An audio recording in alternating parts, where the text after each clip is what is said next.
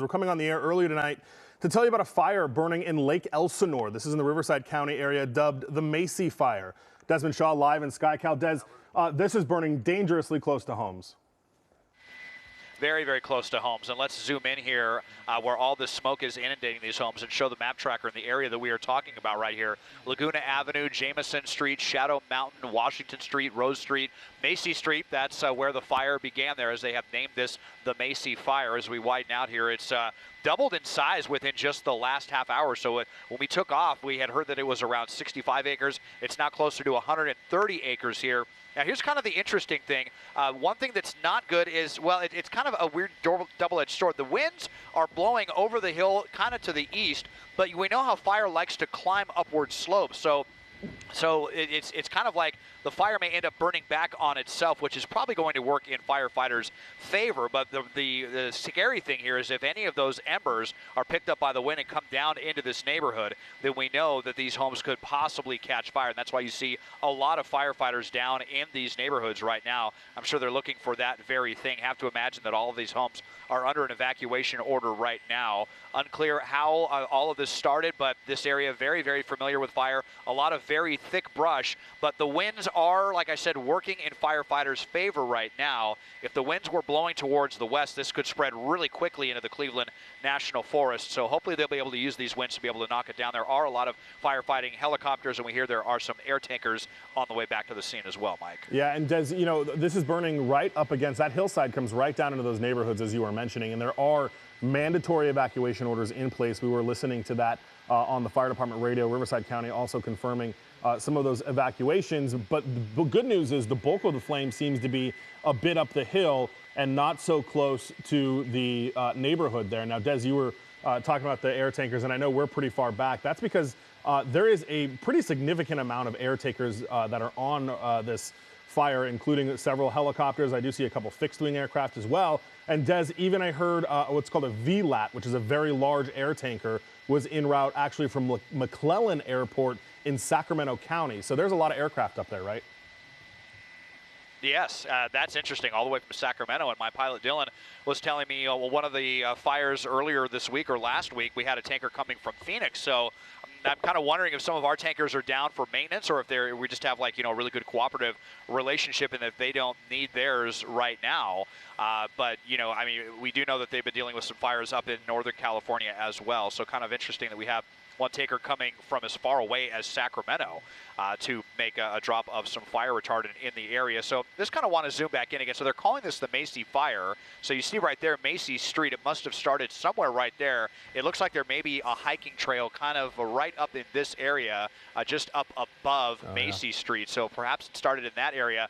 And with the winds, it was probably extremely scary in the beginning because, again, the wind's blowing to the east. The fire was to the west.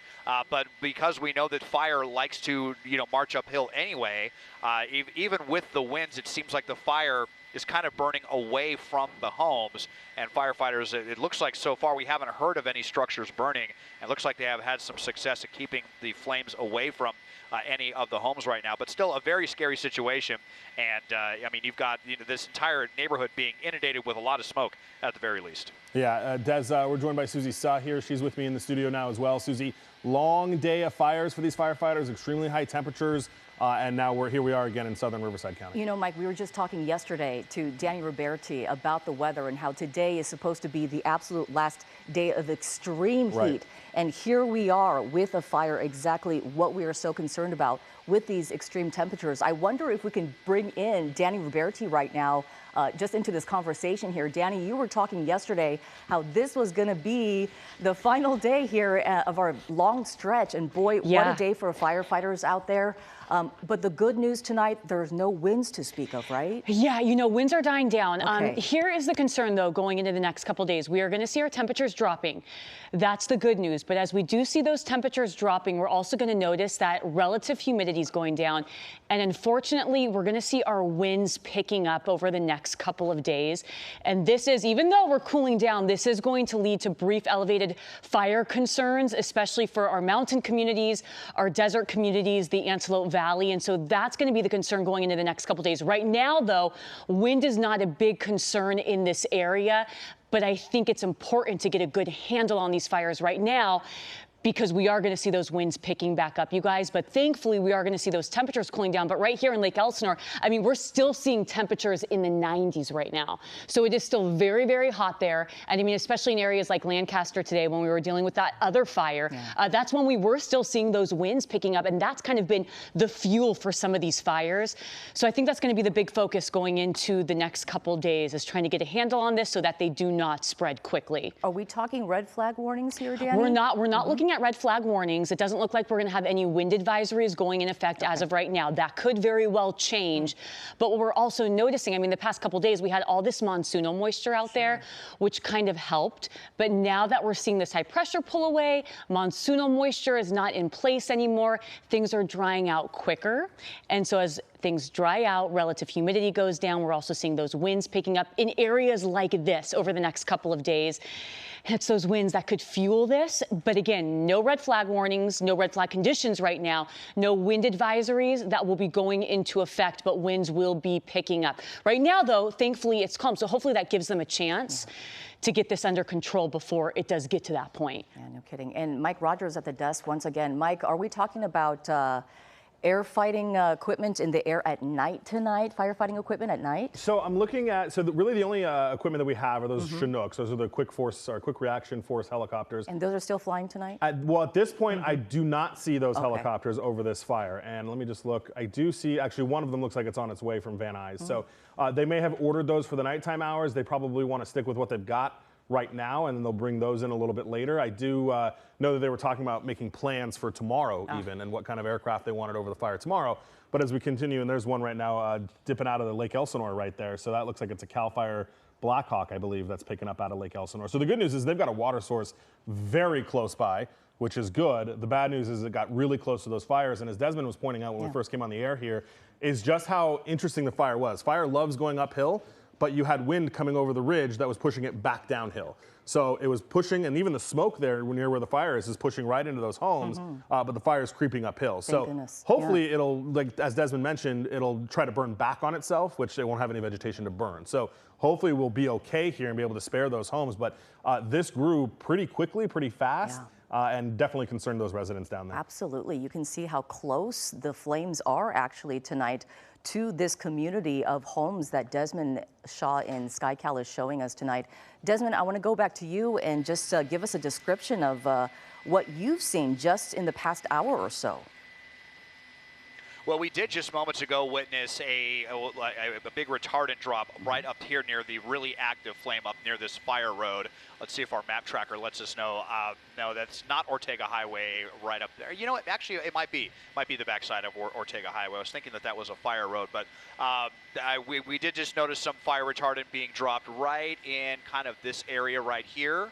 And then if the fire is to make it up towards that road right there anyway, it's probably going to have some trouble crossing that. Like Danny said, the winds are kind of dying down. Even within maybe the last 10 minutes since we got here, you could start to see that smoke beginning to settle a little bit more than it was when we first got on scene. So here comes another water dropping helicopter right now. We'll watch them come in for this. But my pilot Dylan was saying it doesn't look like they're all going to be fighting this fire throughout the night. You may have one or two that stick on this one, but we're probably not going to see all of them fighting this blaze throughout the night. It's probably going to be primarily hand crews down in the neighborhoods making sure that none of these homes catch fire and begin to spread. So you can just see all of the smoke that is pouring into this neighborhood in Lake Elsinore. Obviously, these folks are very, very familiar with fire. We've covered a lot of fires out here, and the Cleveland National Forest has some especially thick brush. When you compare to the fire that we were looking at last week in Mount Baldy, that was a lot lighter on those really, really steep slopes. But it's very, very thick here, so there is a lot of fuel for the fire. And if these winds are going to calm down, then the fire is going to do, its best to try to climb these slopes and use that fuel to expand. But at least it won't be expanding towards the homes there around Lake Elsinore. And you can see that one more water drop right there. And, as we're talking about nightfall, and Desmond was talking about the hand crews that would be joining these firefighters in the air as well. We're talking about cutting lines so that they can actually get a containment around this fire. Extinguishing the fire is one thing, but getting a containment around it so it doesn't spread further is another thing, right, Mike? Right, and that's what we talk about, and I think there's a lot of sometimes misconception about what containment actually means. Containment doesn't mean the fire is out. Containment means they have a hard line all the way around it. So when we talk, for example, tonight, the Park Fire in Northern California is 3% contained. That just means they have a line around 3% of it. Right. This fire currently, I believe, let me double check with CAL FIRE, but at last check was still at 0% containment, which does not kind of surprise me based on what they've got. I mean, they immediately kind of went into structure protection here because those homes down on the bottom were certainly their first concern as they started to do this, because as Des mentioned, sure, it can go uphill, but that's almost a fight that they can fight in a little bit. You know, they want to make sure that they can get the fire out by the actual homes and protect those homes. And excuse me, I'm just checking. Yeah, still 134 acres here on the Macy Fire. So they're still continuing to work on that. No containment as of yet, that looks like. But, you know, hopefully they'll get there, and hopefully it's starting to, you know, push away from homes a little bit. Yeah, hopefully they'll get there so that they can have the time right now before anything else happens, as those winds could pick up. Right, and real quick, Susie, I just want to let our viewers know, anybody in that area, there is an evacuation center that has just opened, and it's at Elsinore High School in the 21,800 block of Canyon Drive in Wildomar. So they did open an evacuation center, again, because there are, you know, a couple of neighborhoods that are evacuated as a result of this fire, and Elsinore High School is the evacuation center. It was at Lakeside High School, but they have moved it to Elsinore High School, 21,800 block of Canyon Drive in Wildomar. All right, so as we take you live here to Lake Elsinore, we're looking at the Macy Fire tonight. This started around the Macy Street area along with Orange Avenue, and that's where the mandatory evacuation orders that Mike was just alluding to are taking place tonight.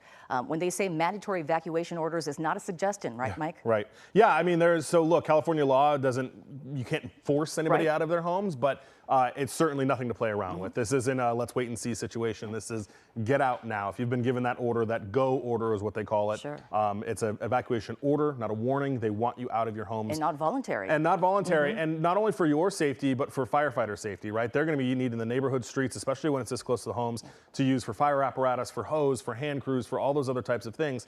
That's why even after the fire is, you know, the flames are gone, they leave those evacuation orders in place for sometimes hours, because they've got to move all their stuff. They've got to make sure that the neighborhood is safe to repopulate. There's mopping up hot spots after that. I mean, there's so much to a fire. It's not just over when we see some flames extinguished like we just did right now. Right. This fire threatening this community near Lake Elsinore tonight, and obviously dozens and dozens and dozens of people under these mandatory evacuation orders out there, and these flames definitely being stopped by the quick work of firefighters both in the air and on the ground, although the rugged terrain has made it much difficult for firefighters to fight this fire from the ground. So they're trying to get as much air support in here before before the sun goes completely down, I'm certain, because obviously that makes it a little bit more difficult, and some agencies do not fly at night, as we know. So we've been seeing these water drops on some of the flames up in the hillsides, as we've been seeing, but we've been seeing this huge contingent of firefighters, as you can see all those engines just lined up and parked along that neighborhood there to keep those flames at bay should they come any closer. Right, and Susie, and I just want to point out to our viewers, you're looking at this from a little bit of a distance, and that is because of the sheer amount of aircraft that are right above the fire. For their safety, for our safety, we're looking at this from a little bit further back. I also want to point out that DC-10 that's coming from Sacramento is just about to pass over Corona. It's like in the Norco area right now. So they'll probably come over, do a quick survey, figure out where they want to drop, but we should see a pretty decent sized drop from that DC-10 coming from McClellan Airport in Sacramento County, now over in the Corona area. All right, I want to go over to Danny Roberti for a look at the weather conditions for firefighters and the homeowners out there. Danny. Yeah, so Susie, there's good news in this in that I'm tracking the conditions near Lake Elsinore right now, and it does look like those winds, they're not really strong right now. So we've got winds coming out of the south 5 miles per hour. I mean, thankfully, they are dying down. Earlier today, though, we had some gusty winds, relative humidity dropped, and today, again, was another scorching hot day. And I mean, mean, the tough thing, we've been dealing with these elevated fire conditions mainly because this heat wave, it has been prolonged. I mean, this is our 7th day of seeing temperatures in the triple digits in many areas, well above average. So right now, I think the good news in all of this is that the winds are dying down. It's still hot out there. We're still dealing with temperatures in the 90s, but thankfully we're not seeing these winds to kind of fan out these flames, to kind of fuel or to reignite these fires. Of course, it is still dangerous in many areas. Now, what I'm also watching is what's happening next as we go into the next couple of days, because yes, there's good news in things cooling down, but at the same time, we are going to be looking at elevated fire conditions. And that's because these winds in these areas, they are really going to pick up. Tonight, though, it doesn't look like that. I'm tracking our future cast and what the winds are doing as we go into tonight. Everything is going to be calm all throughout the late hours. And as we go into early tomorrow morning, we're not dealing with much wind at all. But once we get to tomorrow afternoon, early in the afternoon, it's a different story for our mountains, our deserts, but especially right there in the Lake Elsinore community. We'll start to see those wind gusts picking up 20, 30, 40 miles per hour by the time we get to Friday evening. And that's really why we are continuing to see the potential, at least for these elevated fire conditions. And on top of that, it's going to be a little bit drier out there because we've had these thunderstorms the past couple days. That monsoonal moisture has been out there, and that's kind of helped, even though we have seen the potential for dry lightning in some areas. But now that moisture is out of here, things are drying out. And so that's why fire danger is going to be a little bit higher going into the next couple of days. But I've got to say, winds have died down in the most perfect timing. Not to say it makes it any easier, but at least we're not dealing with that element and that challenge right now. It's just tomorrow will be a different story, but hopefully they can get a good handle on this, at least as we go into the next couple of hours. Danny, during fires, we often talk about sundowner winds here in Southern California. Was that a big concern today? Not a big concern today, but that is going to be a big concern going into Friday night, Saturday night. Okay. So I think when I'm focused on with what's next, the sundowner winds are going to come into play going into tomorrow evening. So that's going to be, I believe, the concern with things being so dry, the sundowner winds picking up. But we are going to see temperatures dropping a bit. But even so, going into tomorrow, I know we keep talking about this cool down. I mean, it's still going to be hot out there tomorrow. Of course. We're still going to be dealing with triple digits in areas of the Inland Empire. Lake Elsinore is going to be dealing with temperatures in the 90s. And then we'll see a significant change going into Saturday. Not as hot as today, but I think the bigger concern will be those winds. All right, what you're looking at right now is a DC-10 that Mike was talking about coming out of Van Nuys tonight, coming to fight this fire. Coming out of Sacramento. Sacramento, excuse me. Wow. They ordered this. They realized the threat they had on their hands, and they immediately asked for it's called a VLAT, which is a very large air tanker.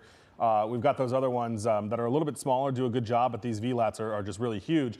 And they came out of McClellan. They'll do a drop, and I believe they can usually refill the retardant out of San Bernardino Airport. I believe they've got a base over there where they can redo that. But this will be able to drop an impressive amount of retardant on it. And they're getting it just at the right time. These will not fly at night. Okay. So as you can see in Desmond's shot here, we are losing sunlight quick.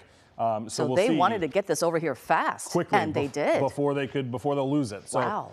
Hopefully they'll be able to make a drop. Hopefully they're not in any kind of conditions where they won't be able to. But you know, their first thing they're going to do is get over and kind of survey the area, survey the scene, and make sure that they in fact are able to drop. And hopefully we'll see that in a little bit. Yeah, just an incredible resource. Whenever we see these planes in the air dropping water. We're going to keep an eye on the Macy Fire burning right now in Lake Elsinore and bring you the very latest just as soon as we get any updates. In the meantime,